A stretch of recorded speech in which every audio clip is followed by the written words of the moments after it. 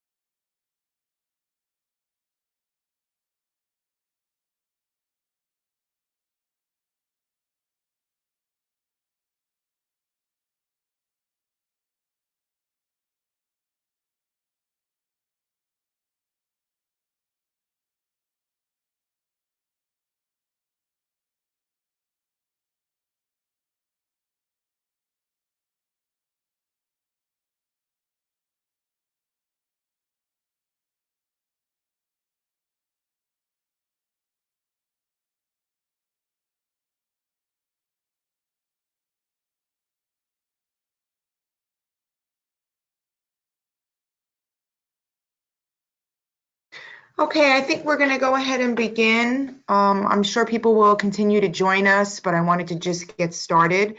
My name is Dawn Monaco, and I am one of the co-directors for the Reach for Transition grant here at SPAN Parent Advocacy Network in New Jersey. Let me just go through a few housekeeping issues to help you make this a positive experience for you. Okay.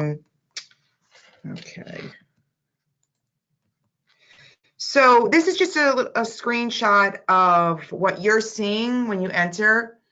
You'll see that you have an audio area there. If you have chosen to use your computer speakers, then that will have, it'll look like what you see here. If not, you can switch over to telephone. And if you click telephone, it'll give you the number to call in. Also, there's a section here for questions on the side. And if you have questions, you can put your question in there, and I will be monitoring the question box. We will be stopping a couple times through the presentation to take some questions. I don't want to just randomly take them. We will stop a few times. Also, when we begin the webinar, we're going to be having a poll for you to answer, so we get a sense of who is on and what your area of expertise is on this topic.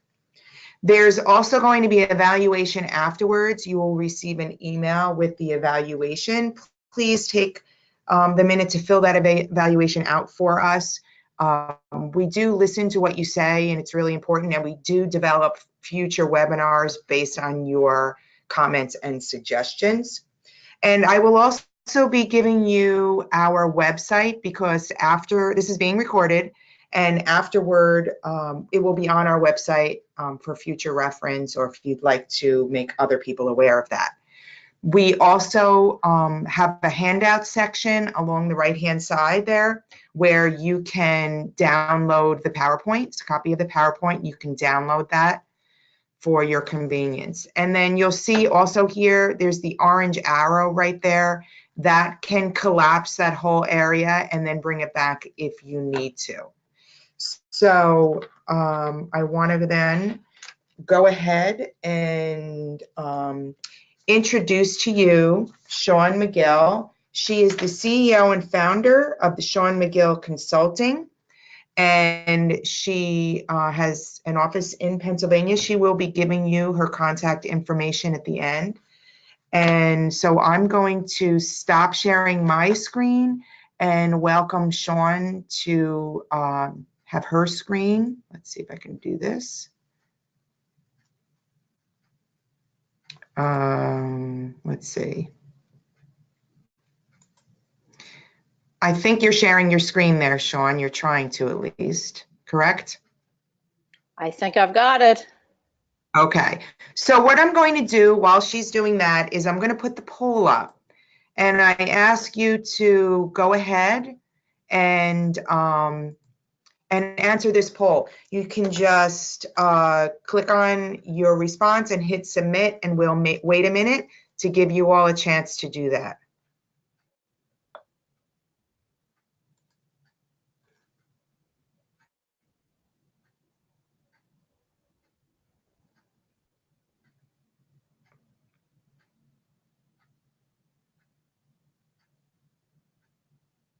Okay, so I'm going to go ahead and close and share the responses here. So we see that 53% of the participants feel very confident in discussing this topic, and 47 are somewhat confident. So we have no one that is not confident at all, which is wonderful. So again, let me go ahead and introduce to you Shawn McGill. Shawn, thank you so much for joining us and agreeing to collaborate with us on this. I'm going to hide the poll, I think. There we go. Wonderful. Okay. Thank you, Shawn. And as I said, I will be monitoring the questions when they come in for when we stop to do that. Thank you. Okay, thank you. So we're talking about navigating sexuality, and I have created this PowerPoint presentation. We're going to try to keep it within an hour time frame. We may go over just a little bit, but the purpose is to find useful ways to teach about sexuality rather than dismiss or ignore sexual feelings. When I started over 2 decades ago, people were not talking about sexuality in this field. So, you know, I feel that it's so critical. It's a basic human need and a foundational right to talk about sexuality, but teach people how to navigate these feelings. So we want to teach these fundamental skills to support people in managing feelings, these sexual feelings, and support relationship development. Now, I tell people this is not a 50 Shades of Grey topic. We're not going to be talking about the act of sex. So some people may be sorely disappointed at that. I like to joke once in a while also. But in all seriousness, when we talk about sexuality, a main point is about relationships. And when you talk with people, they get an overwhelming sense and express the need for intimacy and love. And that's having the ability to connect with other human beings. So one of the things before we move on to, I like to tell you, this is a very, very broad topic. So I'm going to try to talk about what I feel is important from the perspective of a lot of questions or a lot of consulting that I do with various people in Pennsylvania and even in other countries. So you're getting sort of the Reader's Digest version. Take what you can use and use it, but if I don't hit everything today, just know that we're trying to really pinpoint some of the most critical things. So I start by talking about also what are the differences that we see for people with developmental disabilities or autism spectrum disorders? Now, it's not always great that we combine developmental disabilities with autism spectrum disorders because not every person with an autism spectrum disorder has an intellectual disability either. So we want to make that distinction. But what we do know is that there is research to show that sexual development or sexual interests can occur and does occur at the same rate as what we describe as neurotypical peers, meaning that people can be painfully aware of the lack of attraction to same-sex peers or attraction of the opposite sex peers. And you know, we as parents, we put a lot of stock and emphasis on toilet training, supporting speech development and other developmental milestones for our children who have disabilities. But one of the things that we miss or we fall short in talking about is the realm of sexuality. But our kids, their hormones fire on time, but also early puberty. There's research to show early puberty seems to occur more often for people with disabilities. I've seen research that shows 4 times earlier. No, I've seen where it's been very, very early or it's been very, very late in life, but early puberty seems to occur more often.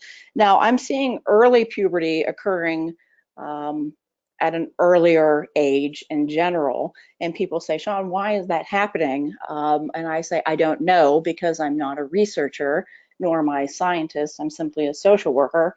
But you know, we all have our theories. Perhaps you know the hormones that we're eating could have something to do with it, but don't say Sean McGill said so. Some challenges that people may face as it relates to forming relationships or understanding critical skills that could be needed for managing sexual feelings would include language and communication. Now, when we talk about language and communication, that is not just related to how a person expresses themselves, but also how they take in information or their receptive language. I try to not use the term nonverbal. That's something I'm really checking myself with because when I do work on the victim side for people with disabilities, when the term nonverbal is tossed around, if somebody's been victimized, the immediate response is this person cannot communicate. And what I know is if people do not have spoken language, which is our label for nonverbal, they are able to communicate using a number of other modalities, whether that is an augmentative communication device or other communication devices like iPads, or they're very expressive and communicative through other means such as body language, gestures, sign language, picture exchange, so on and so forth. So it's really, I want people to also check themselves when they're, you know, using terms, because I feel it's so important, and it's not difficult to teach people about sexuality. And I'm going to, you know, carve out for you what I feel are very critical things from not just a skill development perspective, but also from a safety perspective. But it's important to use tools to support people in the way that they can learn, but also in the way that they can then communicate with other people. Social skills. We're not all born with social skills. We are taught social skills. And so, you know, I work with a variety of people, including, again, here comes the term, neurotypical people, even on an outpatient basis. And it strikes me that it's not just people with disabilities who struggle in social skills. So, you know, I don't know what the term normal means. You know, we kind of toss that label around too, but social skills to me means, excuse me, what makes you likable, really, or what makes you more inclined to be accepted by other people without putting yourself in a precarious or dangerous situation. And then fine and gross motor skills, and I put in there parentheses, control of the body. Now this really applies more often for people with cerebral palsy, who don't always have the ability to control their body.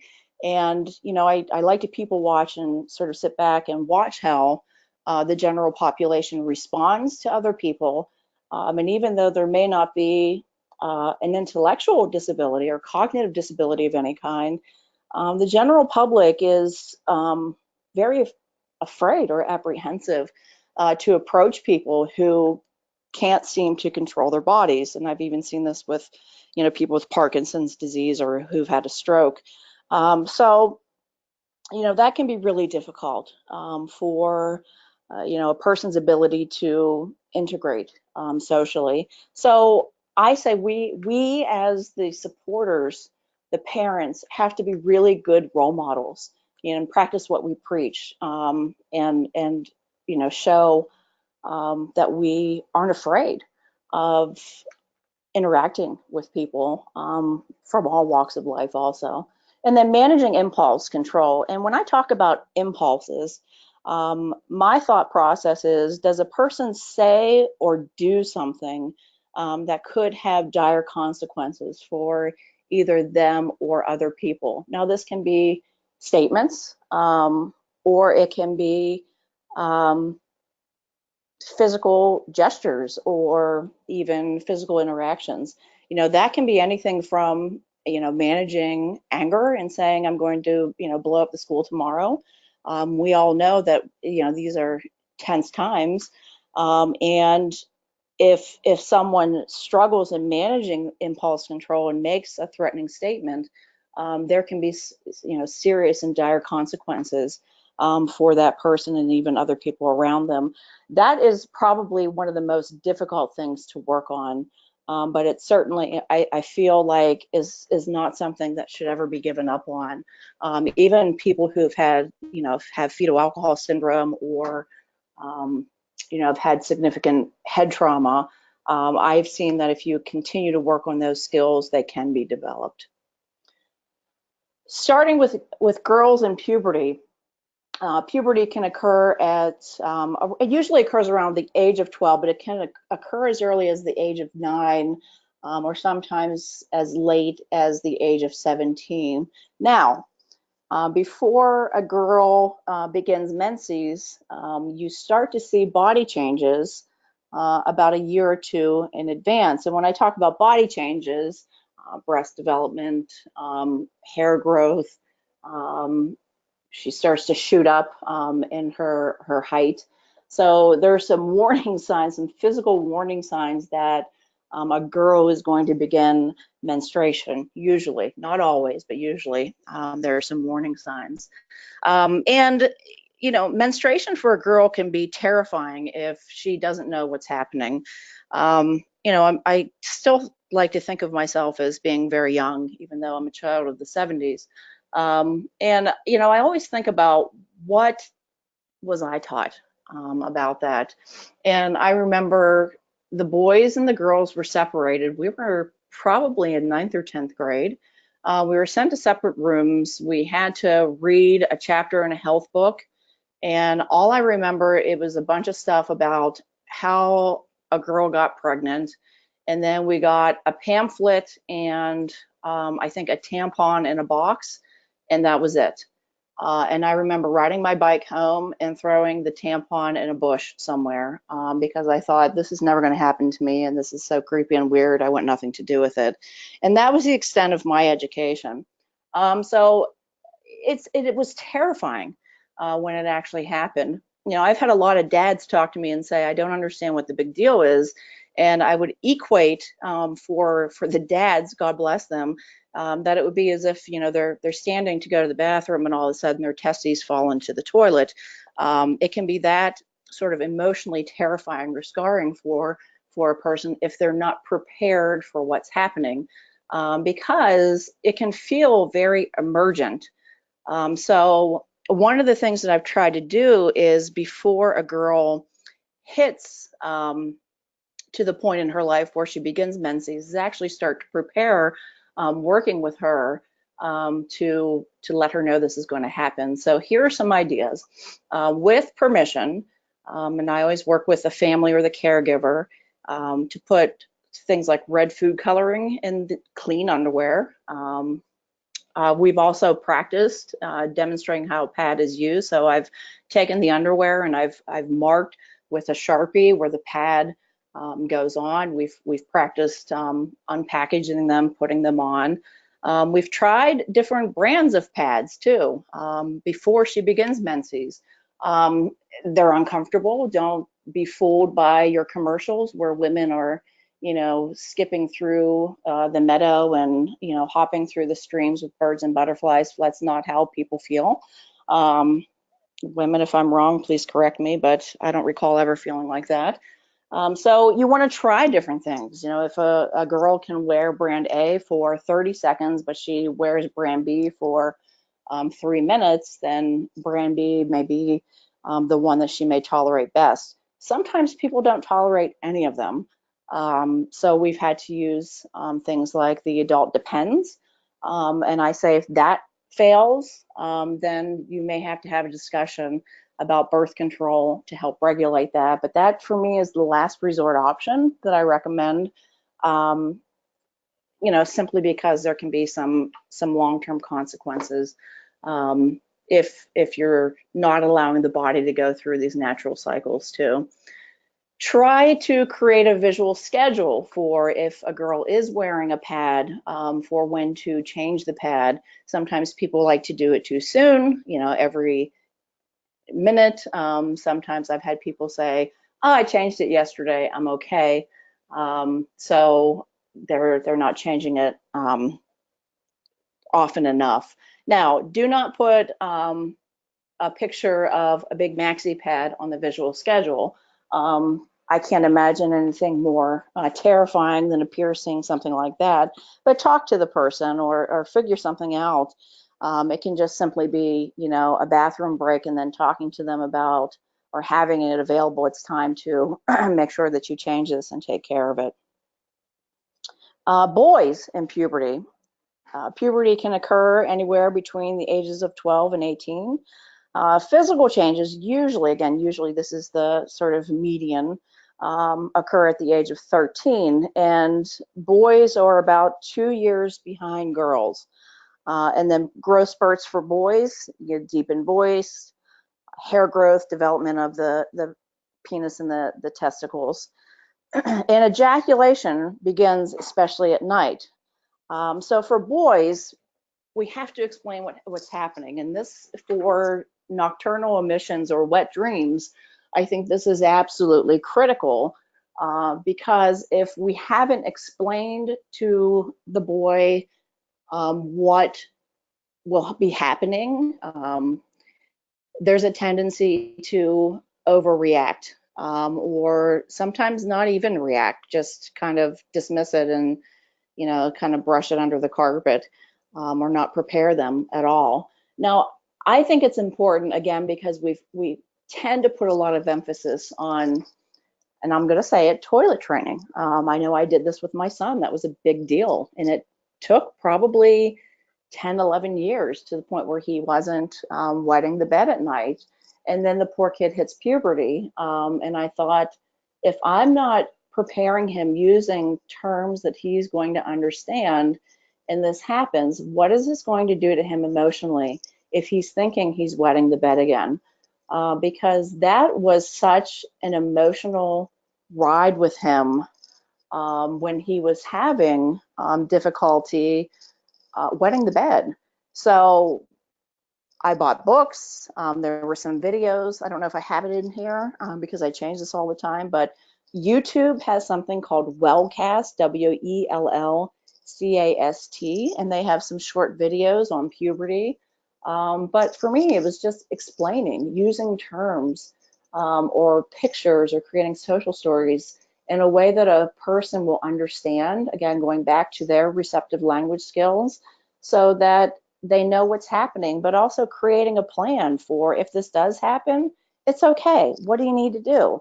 Well, you need to make sure you're clean, and also we probably need to clean up the bed.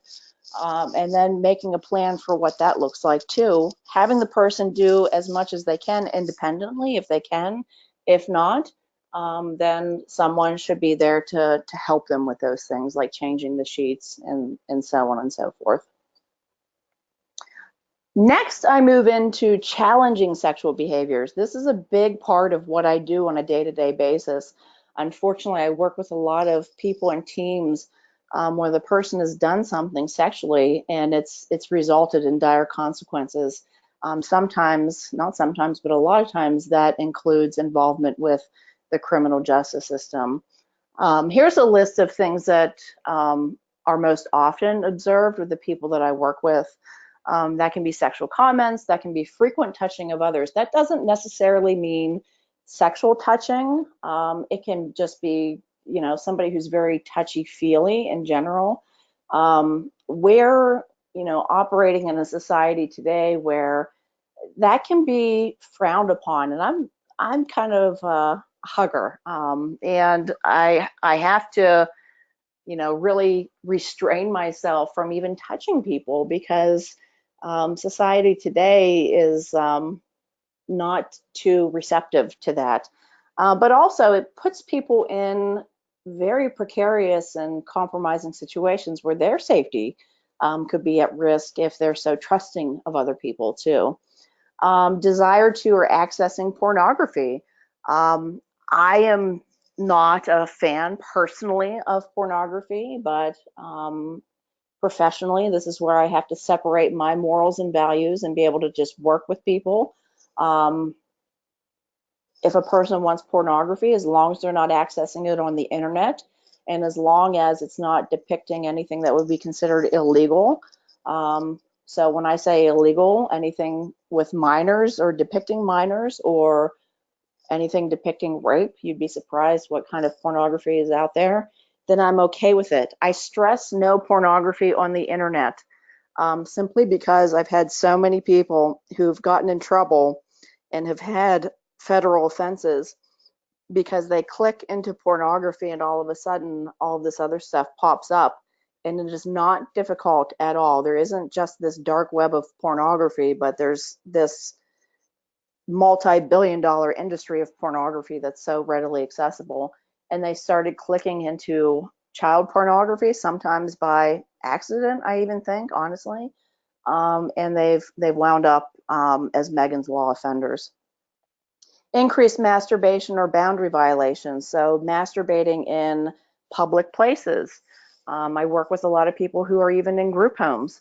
And when we talk about public, you know, we talk about people and this is their own home, but really, you know, we have this sort of false sense of reality. It's not really solely a person's home unless they live independently or with family, because if a person goes into their living room and masturbates in front of a staff, I've seen that there's been problems with that also. Symptoms of depression. So kind of moving down, that can include, you know, withdrawal, sadness, lack of drive to participate in activities, or even physical aggression, where a person was never physically aggressive before and all of a sudden they are physically aggressive, or there's been a drastic increase in aggressive behavior. Hormones are a very funny thing. And they surge through people. So people with disabilities are not exempt from that either. And then the last one with rectal digging, smearing feces, inserting of objects into the rectum or vagina. This is actually very, very common. I got a call yesterday about a situation that happened. The person had to go to the emergency room and have the object removed surgically. And the team called me and said, we want you to start doing therapy with this person. And my response was, before you jump to therapy, did you rule out that there were not any medical issues going on with this person? Because if this is the first instance of something like this occurring, the first thing that I want to look at is Are there any medical issues that could be contributing, like a UTI or hemorrhoids? That could be their way of communicating something is very wrong in my private area, even constipation, and they're trying to tell you or remedy the situation. Causes for problematic sexual behaviors. Again, I started by saying this: limited opportunities for sexual expression, or they're told that their typical legal sexual behavior is inappropriate. I try very hard not to use the terms appropriate or inappropriate when we're talking about sexual behavior or sexual interactions, because I don't know what the terms inappropriate or appropriate mean when we're talking about sexuality. I do, however, know what legal versus illegal mean when we're talking about sexual behavior. You know, sexuality is rooted in morals, values, religious preferences, and we can hold very strong opinions based on even cultural beliefs. And I'm not saying any of those things are wrong, but I am saying that it creates a sense of confusion for people. And if we push those personal values on people, especially if we're paid to support them, it can become very, very confusing. Plus, people in services for their entire lives, I am 100% confident, because I hear it all the time, are told that behavior in general is either appropriate or inappropriate. But they continue to do things because, quite honestly, they're so tired of hearing it. So I tell people, try to switch how you're saying things in terms of, is it legal or is it illegal? There's also been a lack of social and sexual education. Therefore, people navigate sexuality on their own. This, again, is for even neurotypical children. I read an article talking about the rise in online pornography and how 90-something% of teenage boys are using online pornography.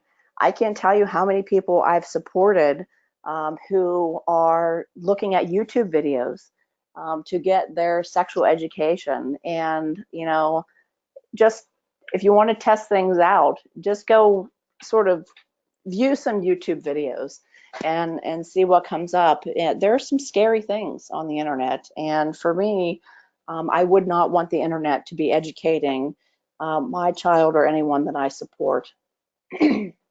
Okay, questions. I'm going to try not to screw up what I'm doing here. Are there any questions?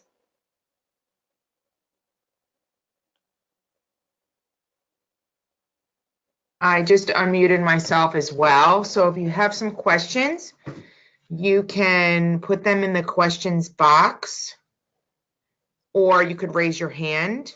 I don't know if that goes, if you put it in the box, the hand gets raised. But if you have a question, put it in the, I'm going to see if I could expand this.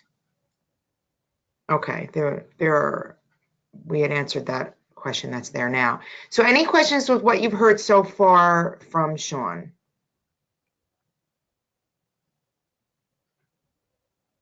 And okay, so there's something here. How would you go about supporting an individual who has no arms and no legs from a sexuality standpoint? Can you hear that, Sean? Are you I can, and I'm thinking. So far, I haven't talked about anything that would require appendages, and I'm saying that because I'm most focused on the idea of relationships. And so if we're talking about sexual stimulation, if it wouldn't be with another human being in terms of the relationship, then are there other things that we need to look at for stimulation, if that makes sense? So I'm most focused on the relationship and building the relationship to move into intimacy.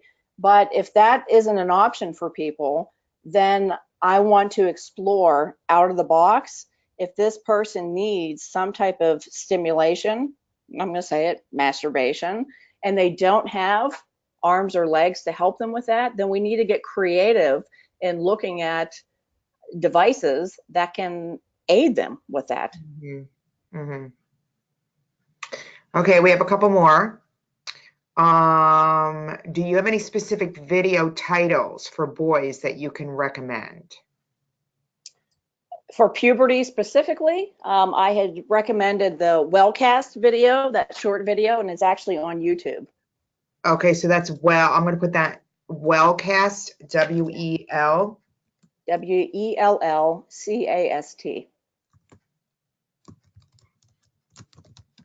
Okay, I'm just putting that in the chat box. Okay, and then what are the stats on persons inserting objects or behaviors such as this? I have no idea. I don't keep statistics on that. Okay, and then are there any books you would recommend to educate the child for puberty? So we have a couple books here, but I want you to answer that, Sean, and if you don't, I can tell you a couple books that we use. I can't even remember the ones that I had ordered, honestly, off the top of my head. So what are the ones that you, because I don't readily access them. There are a couple that, well, one specifically that I used with my son just to help guide me in teaching certain things, and it's called Taking Care of Myself. And again, I will put this in the chat box so they could see it. And it's by the author of Mary Robel, W-R-O-B-E-L, and I will put that in the chat box. I found that it gives you PECS, picture exchange communication system to use, social stories, and activities. And it's for both boys and girls, and it starts with who's allowed to touch you all the way up to masturbation and menstruation. So, and then I also found another book, and it was recommended on a webinar that I attended called Teaching Children with Down Syndrome About Their Bodies, Boundaries, and Sexuality. And again, I will put both of these in the chat box so people can see them written down. And I'm picturing this one. It was a blue book with a cartoon of a boy on it, and I bought it on Amazon. I think I just searched books for boys on puberty, but I don't remember the name of it. And it was just a simple animated book on puberty. And both of these books are on Amazon as well. Another question is, do you have ways to help instruct individuals about consent? Yes, we're going to get there. Okay. Okay, so it doesn't look like there are any other questions at this point. So why don't we continue? And then certainly at the end, you can ask more questions. Okay.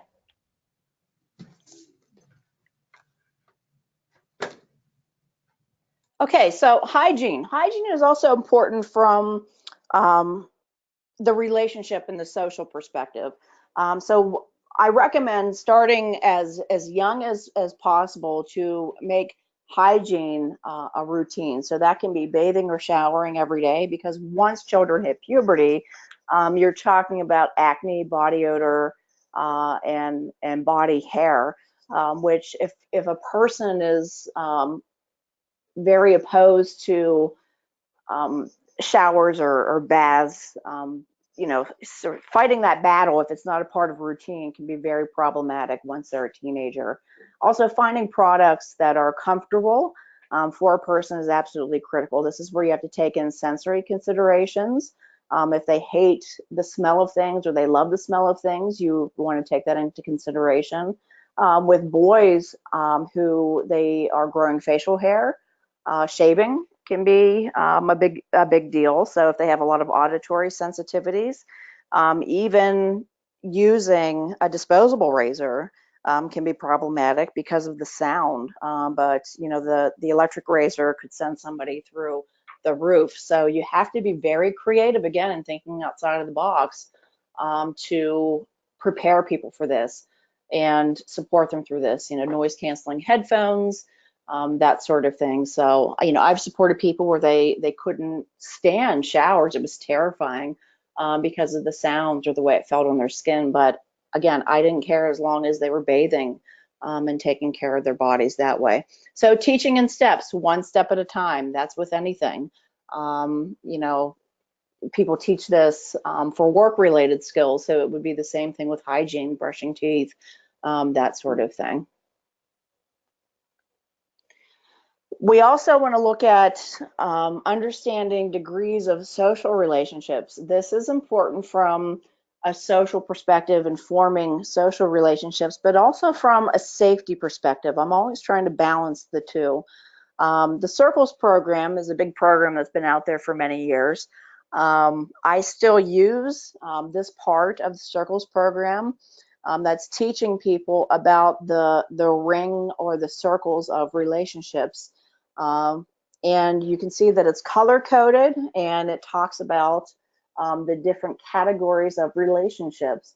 You know, and I challenge people who are paid supporters in a person's life to think about where they would fall within the circle, or what circle they would fall in. And I get a lot of different interesting responses. And I kind of see us as community helpers. And the reason why is because we're paid to be in a person's life. And that can get rather confusing because we are often on a very intimate level, meaning that we help people with very intimate skills like bathing and dressing. But also we're paid to be in a person's life. So, you know, if we're there 40 hours a week, or we're there 20 hours a week, if we hit the lottery or we take a job that pays $5 an hour more somewhere else, we're not going to be there 40 hours a week anymore. And, you know, the whole world for that person can sort of crumble if that happens, and we've promised them all along or told them all along, you know, you're my friend, you're my great friend. I tell people, you can be friendly, you should be friendly, you should always have a great relationship, but it's so important to not send the message of we're friends and I'm always going to be there in your life, that I have that intimate relationship with you, because that's very confusing, but it's also setting a person up for failure. Also from a safety perspective, because think about abusers. What do they tell victims? I'm your friend, you can trust me, right? And I've seen way too much of that where staff have abused the people that they've been supporting. I've had 2 cases within just a couple of weeks, and it makes me sick, and I'm not comfortable with it. So I'll keep kind of reviewing this and talking about this sort of thing until I don't have a job anymore, I guess. Teaching basic social greetings is important, and I've listed the basics: hello, goodbye, but I reinforce handshakes and not hugs. Again, from the perspective of socially, can you scare people if you run right up and hug them? But also, are you setting a person up for victimization? If they are always going up and hugging people. You know, I've walked into, you know, day programs where people come flying up to me, hugging me, saying, oh, I love you, I've missed you, I haven't seen you in so long. And I'm thinking, I've never met you before. I could be anybody walking in here. Not every place even has you sign in. You can just kind of walk through a door. And this person is the perfect victim for somebody to take advantage of them. And, you know, sadly, I do think like that now because of, you know, so much that I've seen. People are really put in vulnerable situations. So we need to start changing that also. Simple manners. Thank you, excuse me, I'm sorry, please. Now, you may say, why in the world is she telling me that this is important? It's important because it gets people noticed. And you notice I put the signs on here too. Some of the friendliest people I've ever met and ever worked with didn't verbally communicate. I had one guy, he used an iPad to communicate, and he loved to walk, and I don't love to walk, and he walked really fast. And one day I told him, you know, as he was walking ahead, I said, wow, slow down. You're walking so fast. And I kind of like fell over and was trying to catch my breath. I mean, he was like a marathon walker. And he typed on his iPad, "Are you okay?" And I said, "Yeah, thanks for slowing down. That was being a good person." And he typed on his iPad, "You're a good person too." So I thought, man, this guy is awesome. It gets you noticed, and it helps you form connections with people. Teaching advanced social skills. Now, we have to think about the perspective of relationships again when we're talking about advanced social skills. Now, people, I started by saying this, people want to be in relationships. And I can't even keep up with the statistics on divorce in the United States. I've seen them vary from 40-something% to 60-something%. But for people with disabilities who get married, the statistics on divorce hover around 20%.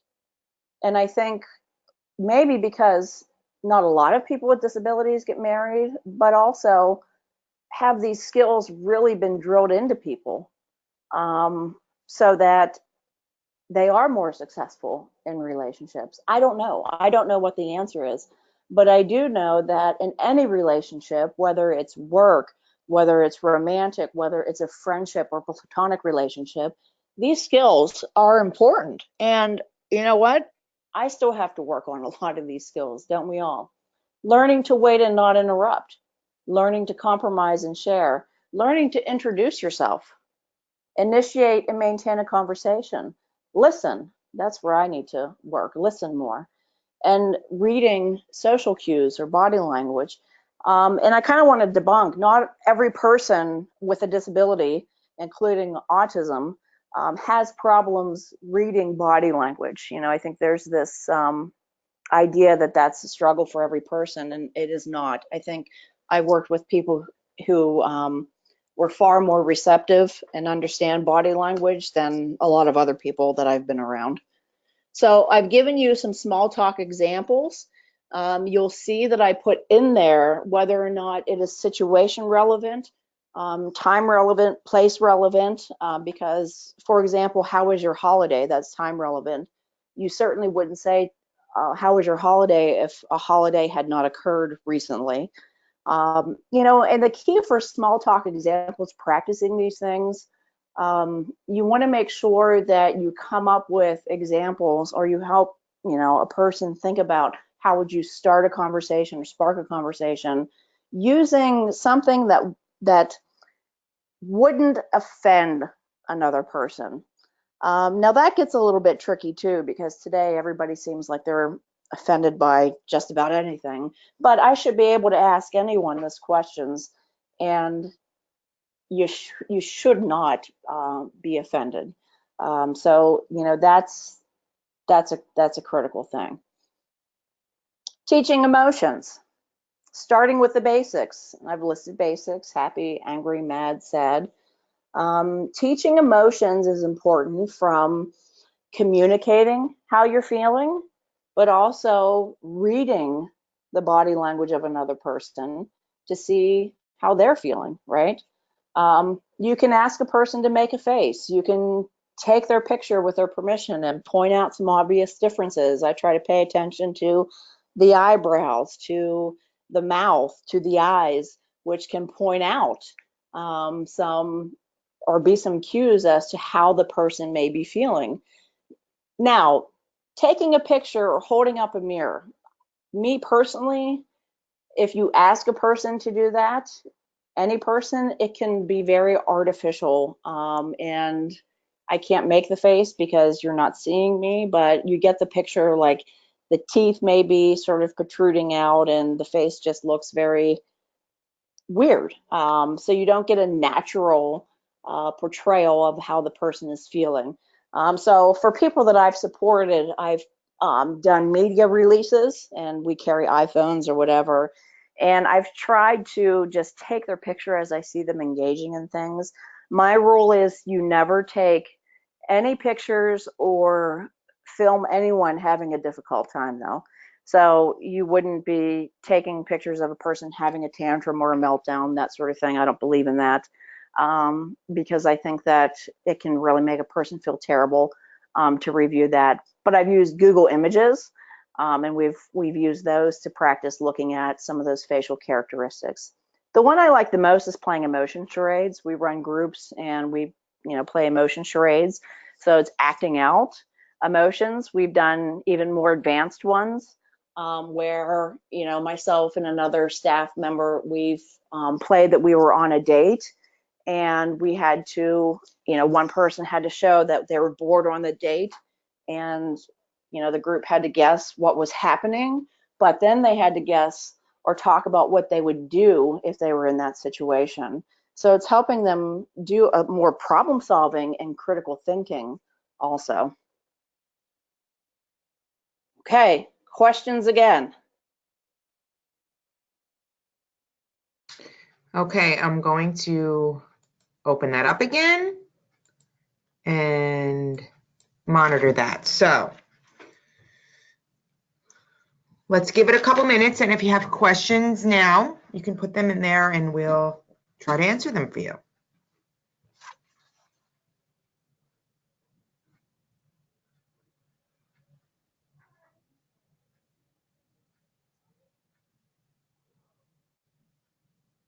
So it doesn't look like there are any questions right now. Okay, we have a little ways to go, so.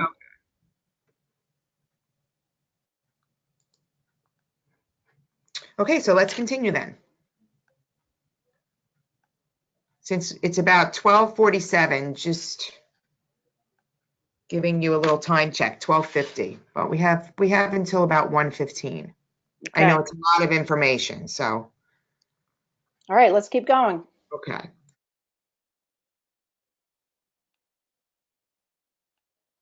So we want to try to make a distinction between private and public behavior as well. I've listed private behaviors, urinating, dressing, sexual touching, sexual comments, personal conversations. Now to back up, and if a person needs support, for example, with personal care needs, it is important that the caregiver is very mindful of privacy. So, making sure a person is being supported in a bathroom or their bedroom, the door isn't hanging wide open so that every person is able to see them is very important from two perspectives. It's reinforcing private places, but it's also reinforcing respect and the right to privacy as well. For personal conversations, I put a little asterisk there. You want to make sure you're reviewing conversations with strangers and acquaintances. So I use the motto of no talk or small talk. My mother did the no talk with strangers sort of thing, or just small talk if you're interacting with acquaintances. Ways to teach private behavior. I have labeled rooms as being private or public. I've even used, different symbols that you can use, like a stop sign if it's a private area. So the bathroom and the bedroom are the only two places in a person's house that could be considered private. A community bathroom is not private. So if we're teaching about masturbation, I recommend that we teach masturbation to occur in a person's bedroom. I'm not saying the bathroom is wrong, but I've seen that some people have had some difficulty generalizing into the community, and they've tried to or have masturbated in a community bathroom, and that's resulted in some dire consequences as well. So when you're teaching about private, generally only one person is there, or if a person is intimate and they've given consent for the intimacy, then the person of their choice is in there to engage in that intimate behavior.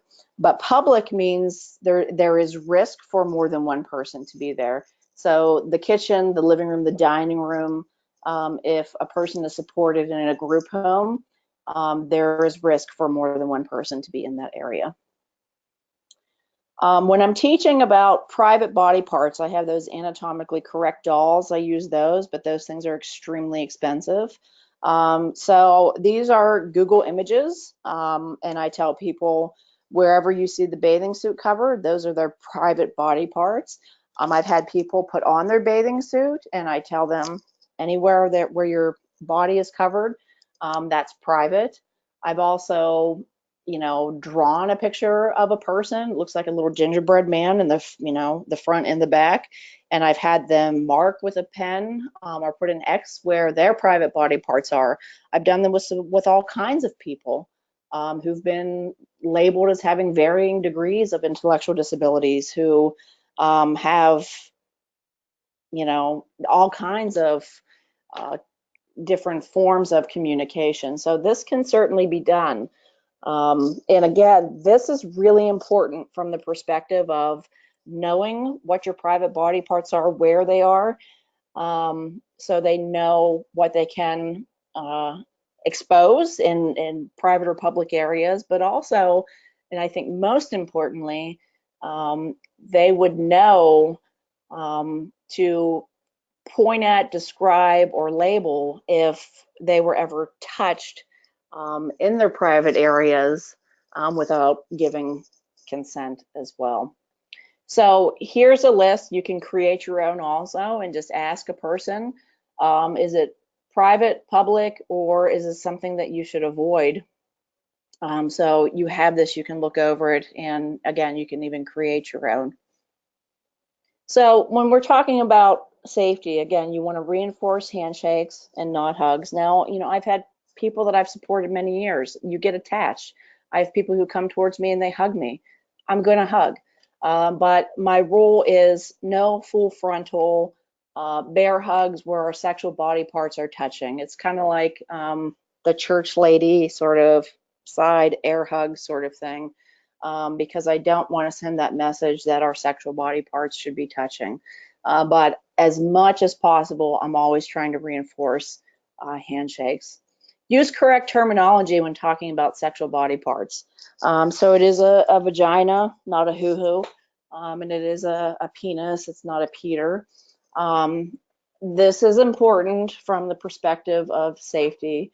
While there have been many improvements with police and investigators, I've seen some investigators throw out potential cases because a person either couldn't point to, label, or even use correct terminology when describing sexual body parts.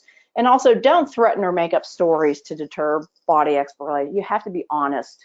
I got called for a consult once because the team thought that this gentleman was mutilating his penis for sexual gratification. I've never in my life heard of anyone doing that. Guys, I can't imagine that that would be a pleasurable thing. And long story short, Mom told him that if he touched his penis, it would fall off. So he was stabbing things into his penis after she said that. She had caught him masturbating, so she said, if you touch it, it'll fall off. So he started stabbing things into his penis to direct the flow of urine going into the toilet. So it was not about supporting him because he was some damaged person. It was about supporting her because she made up a story, and then supporting the both of them together for her to apologize and correct what she had said. And that was an interesting thing that should have never happened. So when we're talking about sexual consent is the ability to give and receive sexual consent. Education is needed for anyone who is sexually active, or for anyone who's expressing an interest in becoming sexually active. Sexual consent, and I like to say this, when we're using sexual consent tools, there are different ones out there. I use the YAI tool.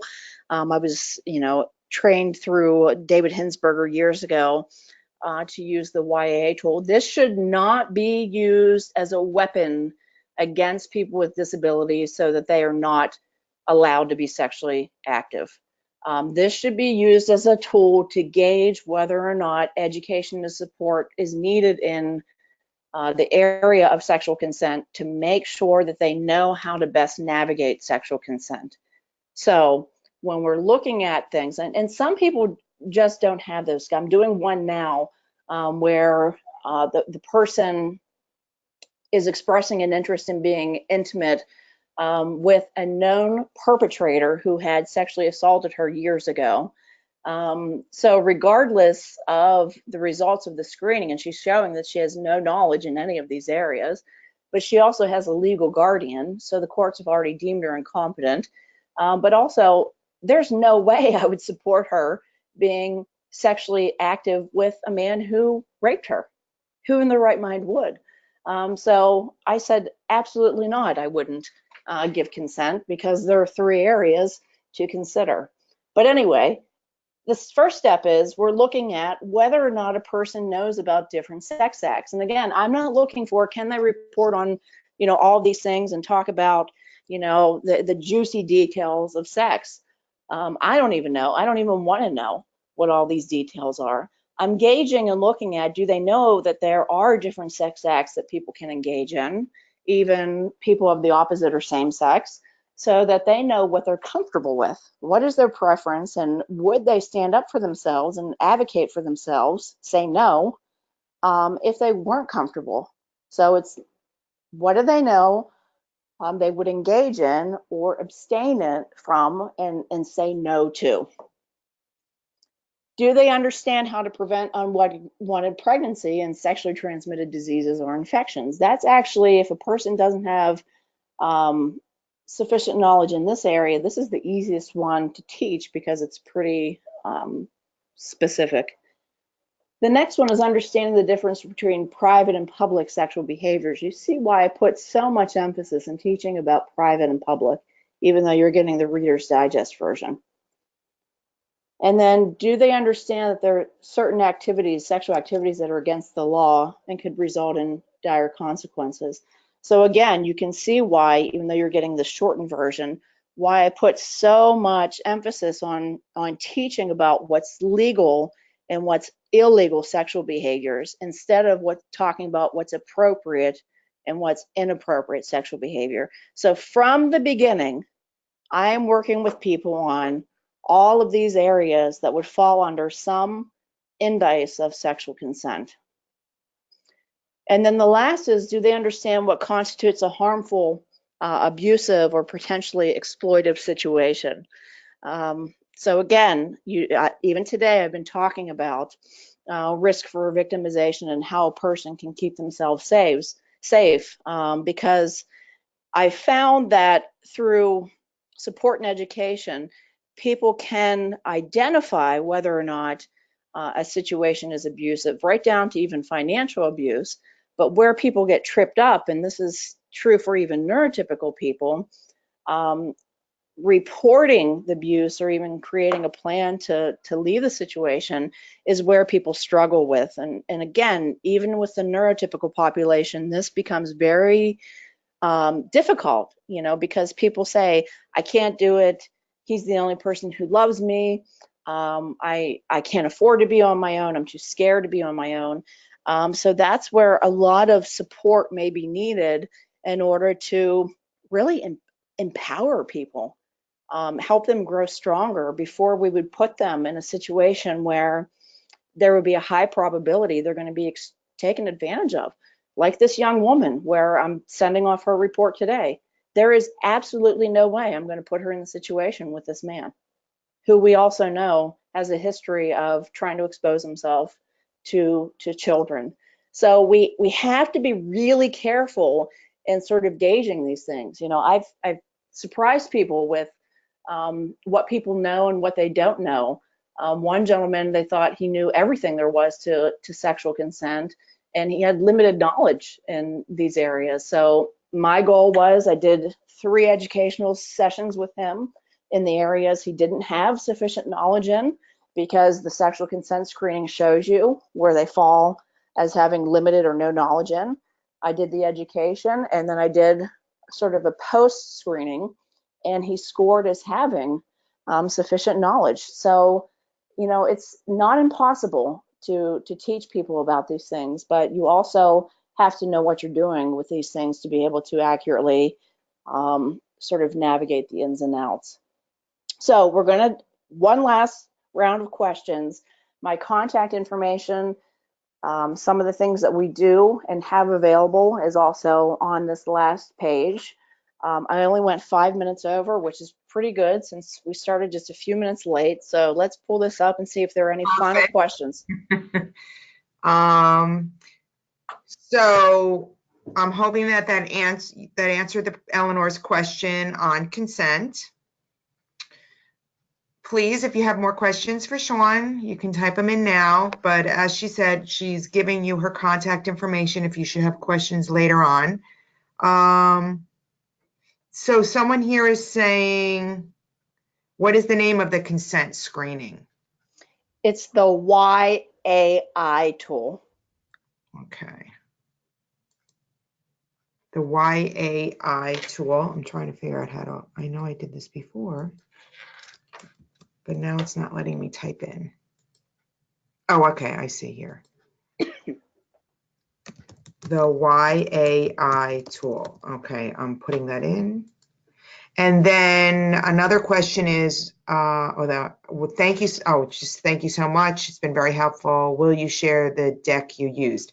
So if you look in the handout section underneath it's on the right-hand side, there's a list there. It says handouts. I believe when you click on that, you can download that. If you have any problems, I'm going to give you my email address in the chat box so that you can send me an email. Can you put up your contact info on the screen again? It's in the PowerPoint that you can download, but Sean, if you can do that once again. And then how do you address when the girls are the ones coming to your son and hugging and touching him? By the way, he loves attention. That's a good question. Where's this happening at? At school? Oh, Brenda, I'm assuming it's school. Actually, Brenda's a staff member. So is it school, Brenda? School and community. Oh, that's a hard one. I know. And we're seeing that that's happening more often too, and girls are the ones who are good for that. Brenda, are you saying it's typical girls that are coming up? Oh, and typical and disabled. You know, Sean, we had this discussion when you and I were reviewing the PowerPoint. I found that with my own son when he was in high school. Nowadays, kids hug each other all the time and tell each other they love them all the time. They're a lot more touchy-feely than they used to be. So yeah, I could see this being a very big issue. And it's hard. And if you have a child who's this is happening to, I'm going to just throw in my 2 cents, and they have an IEP, then I think, first of all, we're going to have to bring in administrators or people from the school and discuss it. And then maybe there in the IEP, you can address issues around working with the child or the young adult on how to handle that. I don't, let's fist bump or whatever. I don't know. What do you think, Sean? Because it is difficult. It is. And I see people come to my head because I don't know, your sons. And I have this one gentleman, he's 17. He uses an iPad to communicate, very limited communication, but he is just adorable and the sweetest person in the world. Right. So people love him and they're always coming up to him to hug him. But mom is scared to death that he's going to be victimized. And he is like the perfect target because he's just sweet and he's cute and he goes along with people so easily. So if you go back to that circle, we started really working with him on people I know, people I don't know, and taking lots of pictures and doing categories with him so he can answer those, and putting them in categories. And we've done things like people I can touch, people I can't touch, people I can hug, people I can shake hands with. So it's helping him to discriminate these sort of like put it in 2 categories, but then generalizing it in the community. Yeah. Now, the trick is going to be, how are these girls going to feel when your son like puts out his hand to shake hands instead of hugging? But, unless you really have a close relationship with these people, like, why are they hugging? I know. And she says here, these are typical interactions among all the teens in the school and the community. And it also has a cultural component, which Yeah, I'm sure it's true. It's very difficult. I mean, years ago, we taught my son, you can only hug family members. And then he got to the high school and the kids were all hugging, but we drilled into him fist bumping. He's a big fist bumper. He fist bumps me all the time. So he's like, okay. But yeah, it's difficult. And I guess, yeah, you're right. I mean, what's going to happen when he stops that with the girls? How are they going to feel? It's very difficult, and it has So to be. maybe it is fist bumping or high fiving or, like something a little more cool. Like I'm not that cool. I mean, maybe Right. I am, I don't know, but maybe it's coming up with something a little more cool than like Yeah. She's hugging. saying the boys fist bump each other, but then when it's boy and girl, but yeah. So, someone also, let me just go back because there was, how do you, how can we get a copy of the YAI tool? Is it online, It Sean? should be, I think you can find it online, yes. Okay. And then someone is saying, do you recommend using matchmaking services that are specific to individuals with disabilities, or do you have any clients that have had success with a typical matchmaking service? I've had some who've had success with the typical matchmaking service. Now, that can be a trap also, for anybody. I support a couple of people in the UK, and I found that the UK isn't as quite as, dangerous with catfishing and the crap that goes on here in the United States. So, those folks over there have had some success with things like Tinder and Bumble. Here, it's not been as successful. Yeah. We formed a relationship and dating group for people here, where we work on all of these skills, but it also gives people a chance to, meet and then socialize. And if they want to, take it outside of the group, they can do that. And it's been really interesting because, people have then found, people to go on dates with. We have one guy, he's like in a serious relationship now, because he moved on and he was able to take some classes at a community college, where he met somebody to date. So again, it's not just about teaching skills for dating, but it's teaching people skills that will help them be more successful in the community where you're forming relationships with people. I Yeah. say you got to get people out there. You got to get them out there. That's where you meet people. Okay. I'm just typing this up.